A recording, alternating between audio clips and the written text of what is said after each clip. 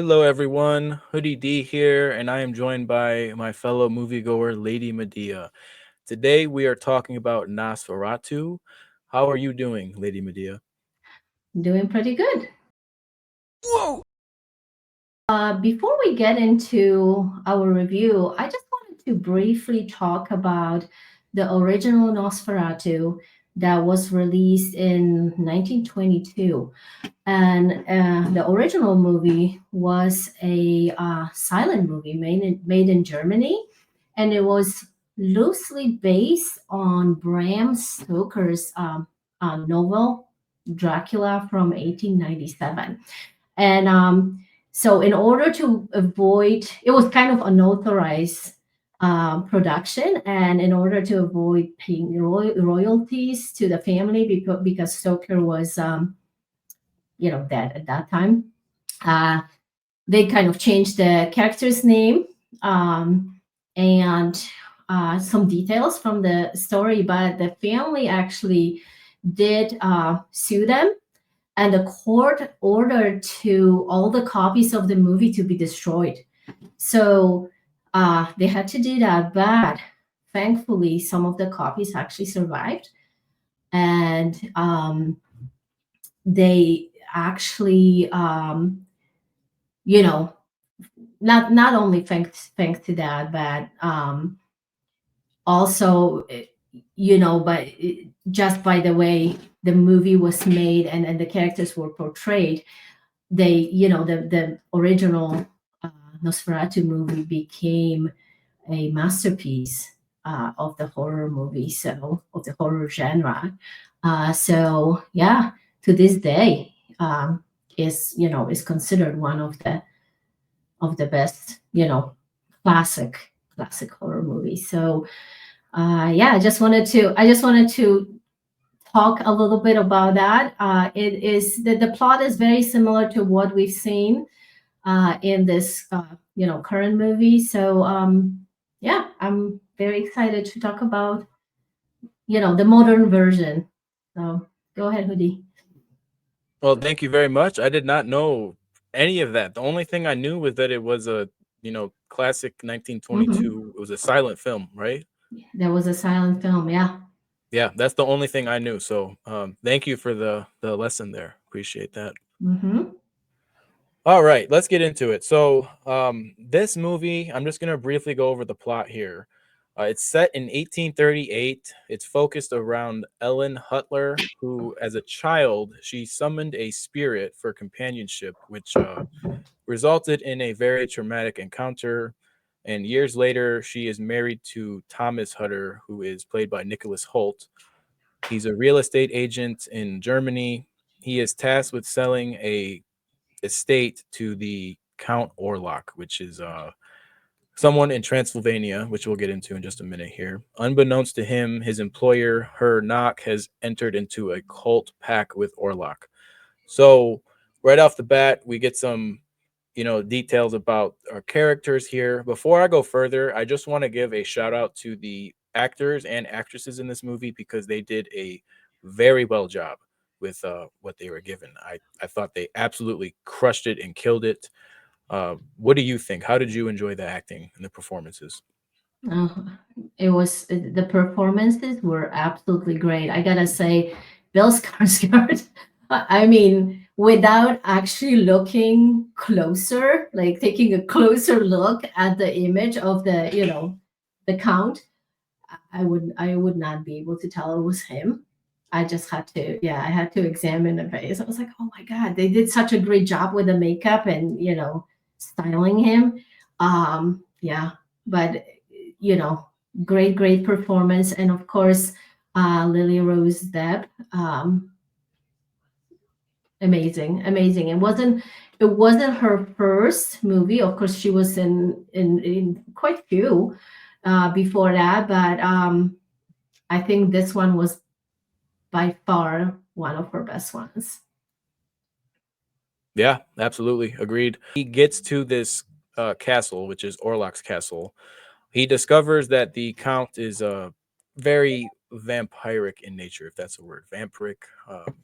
Basically, he's learning that he's a vampire. And then meanwhile, back home, Ellen is experiencing very disturbing visions. She's having seizures. It's not going great for her. And of course, her husband does not know any of this yet. So it's really a psychological thriller at the same time, dealing with Mm. what Ellen's going through. Um, and she learns that only a pure hearted woman who's willing to sacrifice herself can end the vampire's curse. So she learns this and realizes that's what she has to do. So before I talk about the movie and what I thought about it as far as the plot, I really wanted to say the cinematography was beautiful. I love the way this movie was shot. Even with the muted color palette, it still looked really, really great. I saw this at AMC. It was in Dolby Vision and it looked fantastic. Awesome sweeping camera shots and some truly creepy up close shots of the vampire and just some really awesome camera work that I think will go underappreciated. And then in a few years, people will look back and say, wow, that was, something great. So before I, talk about the plot, I just wanted to give a shout out to the camera work and the cinematography because it blew me out of the water. What did you think of the plot? How did you like this movie? So, just going back to cinematography, I chose the laser version of it rather than Dolby. Um, I don't know if Dolby has a laser. I don't know. I know it's more about sound, right? Rather than the picture. It's both. Dolby has more Is better it both? colors. It's better colors and the sound. Yeah. Oh, okay.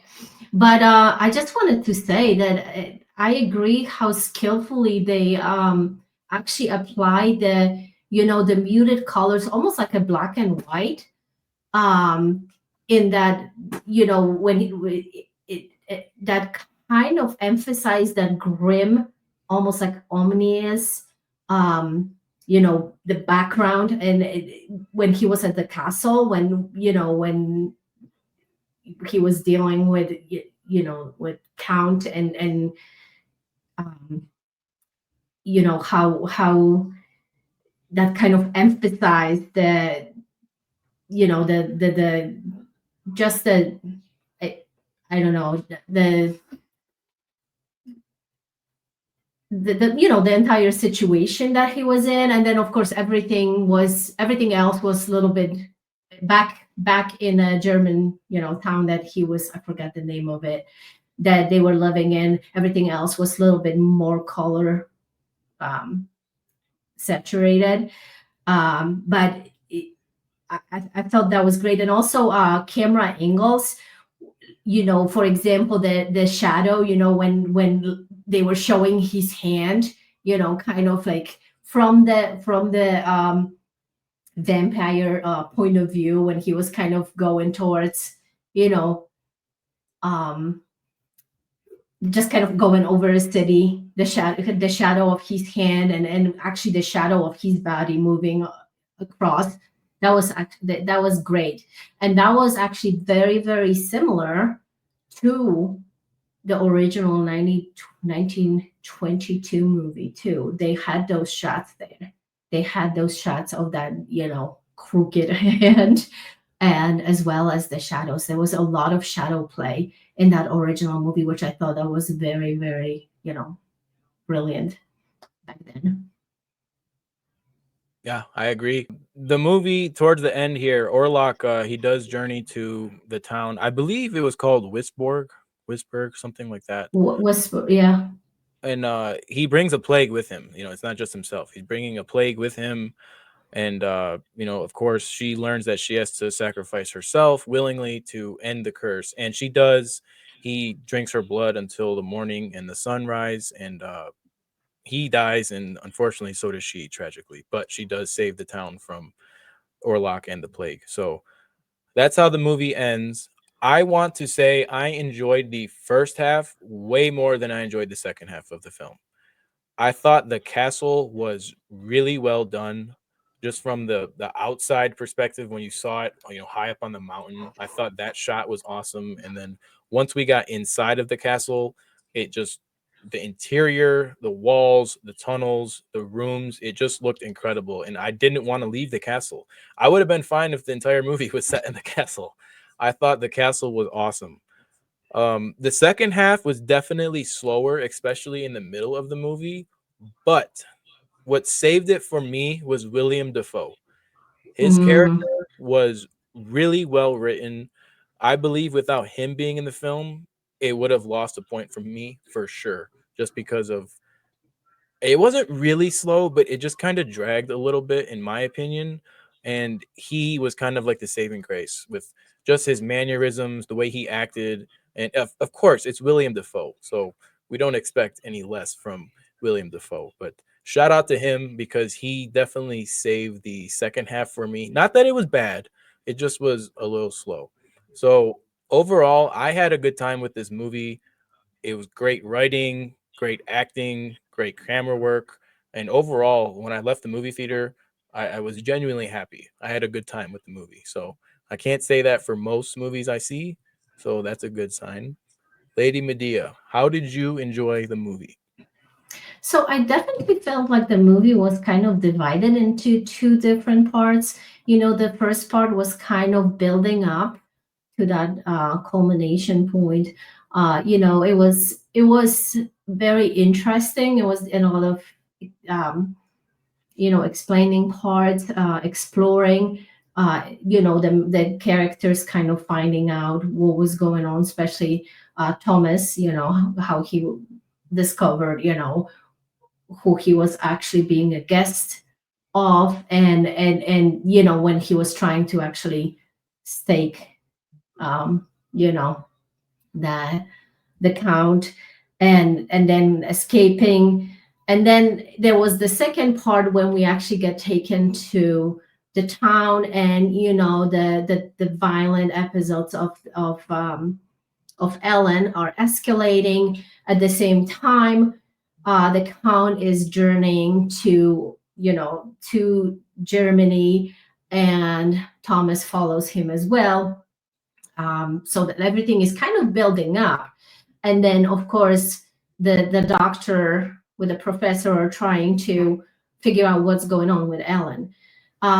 So the second part was, it what definitely was a little bit different for me. It wasn't boring. It wasn't slow. Um, it was interesting, and also it kind of picked up in violence a little bit. I mean, the people dying on the ship, and then the whole demise of Thomas's friend's family. That was kind of gruesome. As you know, I don't kind of like kids dying in the movies, and that was pretty nasty. And the wife, and then of course how he died, um you know taken by the plague, and also like, so like, you know yeah, getting, what is the word, like necrophilia type Yeah. of thing with his wife, with his dead wife. So it was yeah, it was kind of um you know pretty graphic, let's say. And of course, let's not forget the final scene, um, of Ellen's sacrifice. Definitely a little shocker at the end of the movie. Um, you know, um, her, you know, final act of sacrifice. I'm trying to find the right words, but um, yeah, her final act of the ultimate sacrifice. Yeah, it was kind of sad to watch, but yeah. So I don't know what you thought about that final scene. I definitely thought it was something. I'll say that. Mm, Uh, I didn't expect it. I really haven't seen anything like it. I can't think of off the top of my mhm. head. Yeah, I know, right? If you guys have seen the movie, you'll know what we're talking about. If you haven't seen the movie, go watch it. But Just for that scene. No, just kidding. yeah, overall though, I like this movie. I had a great time with it. Like I said, the acting was really good. I forgot to Hmm. mention Aaron Taylor Johnson. I always love him. He did a great job in Hmm. the movie. So I'm gonna give this movie an 8 out of 10. That's what my overall rating is. What about you? That's where I'm at. That's where Oh, I'm we at. both agree. 8 out of 10. Yes. Yes. Good movie. I was right. Kind of being excited for it. Definitely was worth waiting. The movie had a $50 million budget, and it's already made $39 million in its opening weekend. So it's doing pretty good. It looks like it's going to have some pretty good legs here. Obviously, it's no Sonic or Mufasa, but for a horror movie, $39 million opening weekend and on Christmas weekend, let alone, is Yeah. very impressive, I would say. So if you haven't seen the movie, I recommend it. It's a great time. There's a lot to enjoy there. If you're not subbed to us here on the GCA, please hit that like and subscribe. We would love to have you in our community here.